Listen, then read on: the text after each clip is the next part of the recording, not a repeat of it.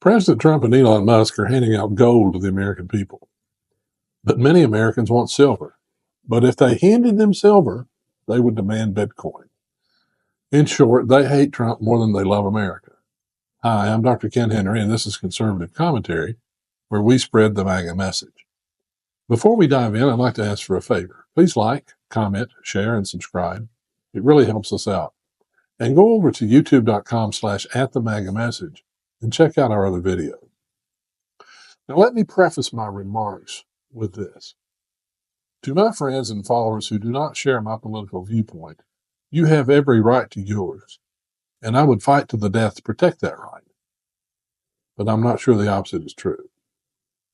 I challenge you to accept the fact that over 77 million Americans voted for President Trump. That means they wanted him to implement the policy proposals he ran on, and he is. The new focus of the disloyal opposition is Elon Musk.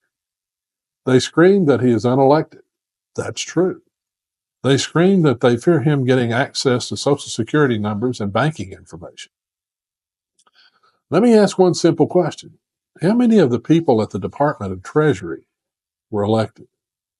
The answer is 0. How many of the people at the Treasury Department who have access to Social Security numbers were elected? The answer is 0. How many of the people at the Treasury Department who have access to banking records were elected? Again, the answer is 0. Let me challenge you to answer this question. Who would be more tempted to use Social Security numbers and banking information to steal money? The world's richest man or an individual living on a government salary? Let me also point out that Elon Musk can take no action on waste, fraud, and abuse he and his brilliant young associates uncovered. Only the president can, and he has. President Trump froze U.S. aid spending because it was a rogue agency that answered to no one. And once a full and complete review is completed, he will release funds appropriated for good and effective programs aligned with American interests and will report rescission of funds for programs not aligned with those interests. These acts are constitutional and in compliance with the Impoundment Control Act passed by Congress in 1974. Just take a look at the list of wasteful and, in some instances, unlawful expenditures that have been exposed. HUD just uncovered $1.9 billion that was allocated for a program no longer needed. But the lefty media loonies want proof. Well, what type of proof do they want? Watch Anderson Cooper melt down discussing DOGE with Chris Sununu.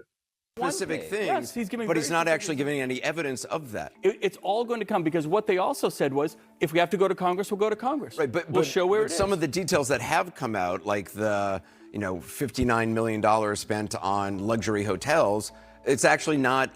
You're talking about the FEMA money that was abused for migrants. That was. Yeah. FEMA money for migrants, that's okay now? No, I'm not saying it's okay. I'm not saying it's okay. Don't put words in my mouth. So would you stop that? Would you stop that process? Don't be a dick. How can the left oppose an audit of government spending? Any business conducts audits to uncover areas where savings can be made. Why shouldn't the government? In fact, Obama promoted the very thing DOGE is actually doing. Budget reform is not an option. It's a necessity.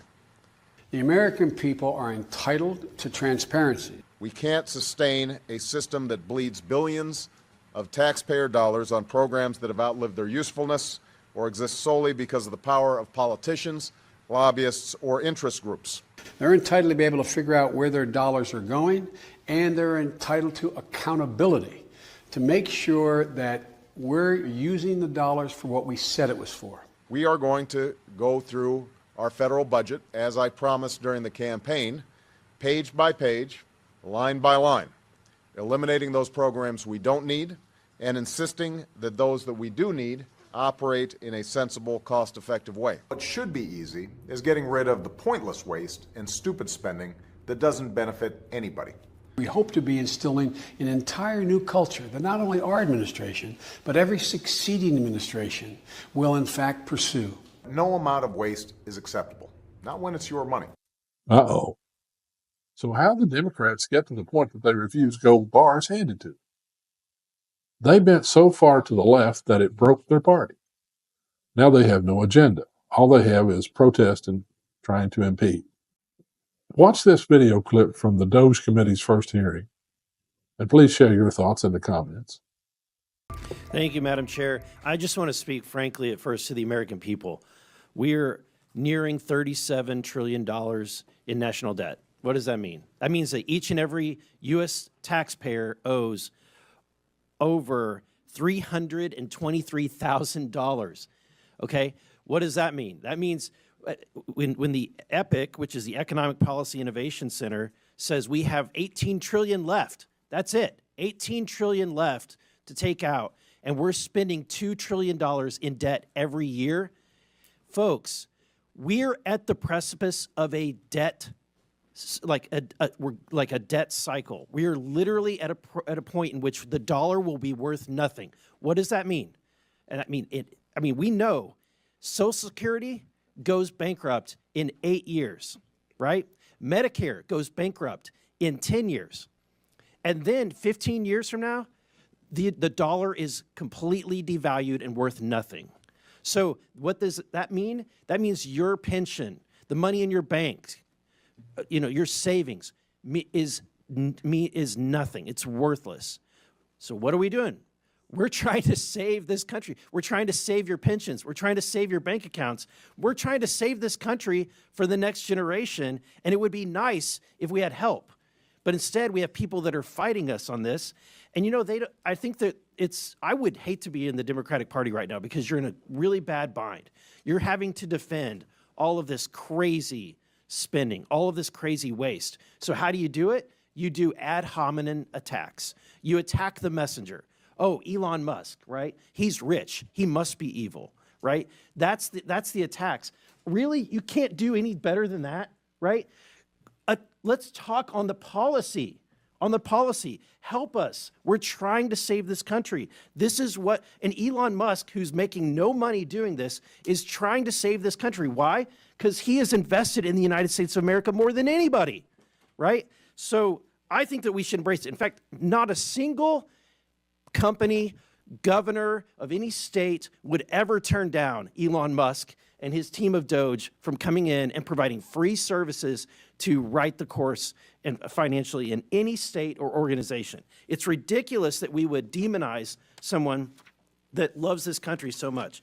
Mr. Whitman, the formation of agencies via the executive action is not new, right? The formation of DOGE is not new. Can you are you familiar with any other previous presidencies where they've formed organizations like DOGE via executive action? Yeah, so actually the agency that DOGE is occupying is one that was created in a previous administration, so it is something that happens routinely.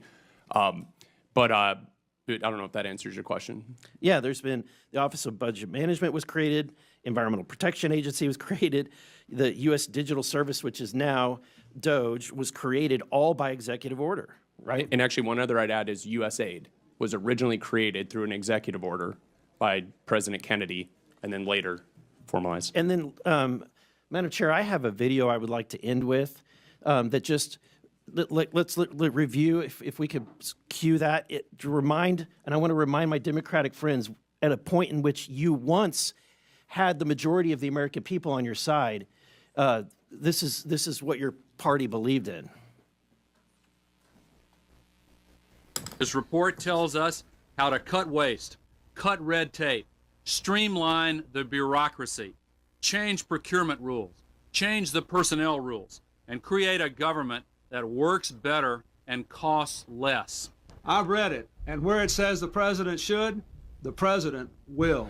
Among the 800 recommendations, eliminating 12% of the federal workforce, merging some government agencies like the FBI, the DEA, and the Bureau of Alcohol, Tobacco, and Firearms, closing hundreds of government offices outside Washington. From the day I took office, one of the commitments that I made to the American people was that we would do a better job here in Washington in rooting out wasteful spending. We thought that it was entirely appropriate for our governments and our agencies to try to root out waste, large and small, in a systematic way. It means cutting some programs that I think are worthy, but we may not be able to afford right now. A lot of the action is in Congress and legislative, but in the meantime, we don't need to wait for Congress in order to do something about wasteful spending that's out there. We haven't seen as much action out of Congress as we'd like, and that's why we launched on our own initiative the campaign to cut waste. And we're going to keep on finding every possible way that we can do that, even if Congress is not acting. There you go.